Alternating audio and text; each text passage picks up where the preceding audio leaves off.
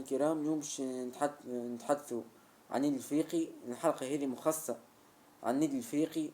شوفوا، انتدابات مطروحة في صفوف النادي الافريقي. اللاعب الكاميروني تيني كينكي، لاعب لاعب مازال صغير أقل من 21 سنة، واللاعب الغاني مانويل مونتي. اللاعبين مازالوا صغار، ولاعب تيني كينكي مسجل 20 هدف، ولاعب مانويل مونتي تألق في الشامبيونز ليج أمام الأهلي المصري، وخذا إحصائية ممتازة في الشامبيونز ليج. هل قادرين يعطيوا الإضافة للنادي الأفريقي؟ نعم أم لا؟ هم مازالوا صغار، تعطيهم الفرصة وتعطيهم الموهبة وتدربهم، قادرين أنهم ينجحوا لك. بخصوص زوز لاعبين الأجانب هذوما، تعطيهم الفرصة وتدربهم ويعطيوك الإضافة، وبعديك تبيعهم للأوروب ولا للخليج. ميزانية محترمة يدخلوا لك، ميزانية محترمة تدخل إلى النادي، على الأقل تربح منهم، تجيب لاعبين من فرقة هيكل تخيل. آه، معناها رئيس جيد يعرف كيفاش انت تدب، معناها يسحق باش يكون في النادي الافريقي.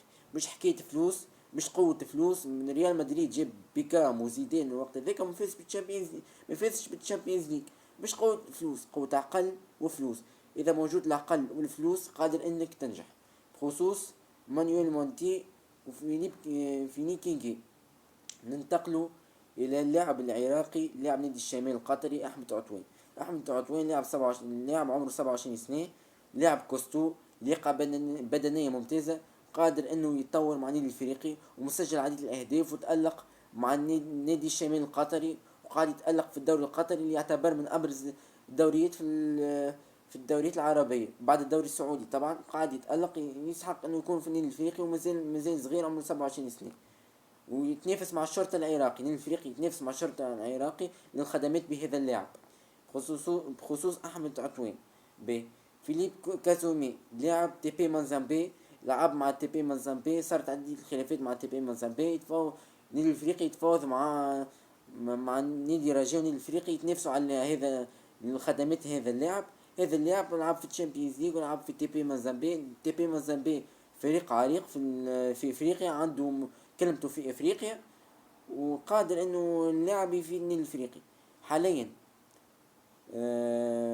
بيتوني قاعد يخدم في خدمة ممتازة.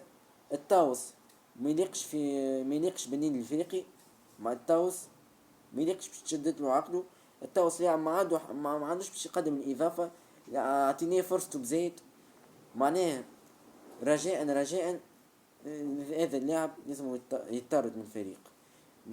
يعمل في السينما كارك تمشي ممثل. التمثيل وعمل روحك متغشش، هذا كارك تخدم سينما. ما تليقش انت في فريق مثل النادي الافريقي. خصوصا قدام التونس.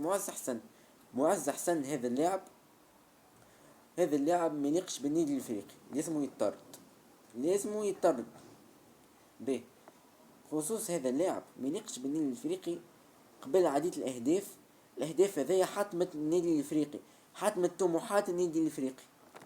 هذا بخصوص معز حسن.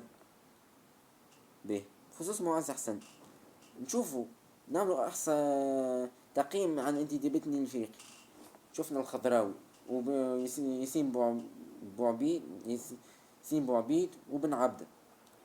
هذا اللي برزوا معتز الزمزمي في الوسط. هذا اللي برزوا. ارجع انت للترجي الرياضي التونسي الموسم الماضي.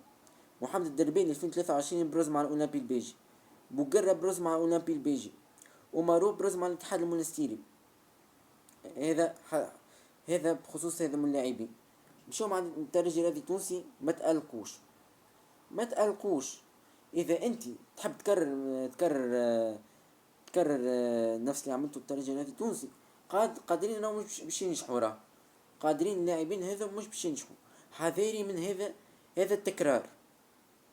ما نعرفش، ربي يعلم باش ينجحوا ولا لا.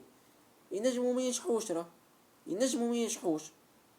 اذا تجيب انت زوز لاعبين في الموسم، لاعبين بحجم كبير وبطراز عالي يلعبوا في الاوروب ولا في الخليج، زوز لاعبين كل يا خويا كل ميركاتو الشتوي زوز لاعبين، ميركاتو الصيفي زوز لاعبين. بشويه بشويه الفريق يتطور. مش تجيب 10 لاعبين وما ينجحولكش. هذا بخصوص الانتدابات. نختم حلقتنا نختم حلقتنا في الجزء الأخير.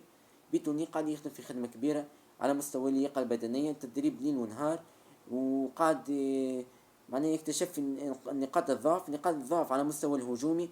شوفوا في التدريبات النادي الافريقي صعوبات في التهديف بالنسبة للنادي الافريقي.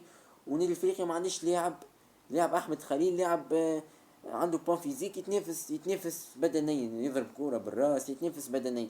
اما من يعني نجمش يعطيك تبني الهجمة. لاعب ما ينجمش يعطيك تبني الهجمة. لاعب مثلا كيما احمد خليل ما ينجمش يعطيك معناها يبني الهجمات. يطيش كورة احمد خليل، ما يعرفش كيفاش يغزر، يشوف اللاعب يبني الهجمة. لاعب على مستوى البناء الهجمة، واللاعب على مستوى التهديف. وشفنا كان كيسلي ايدو ما نجمش راهو يسجل وحده، لازم واحد في الهجوم يساعده في التهديف. هذا بخصوص الهجوم النادي الافريقي. النادي الافريقي نقسم متوسط ميدان ولاعب مهاجم يساعد في كيكسلي ايدو.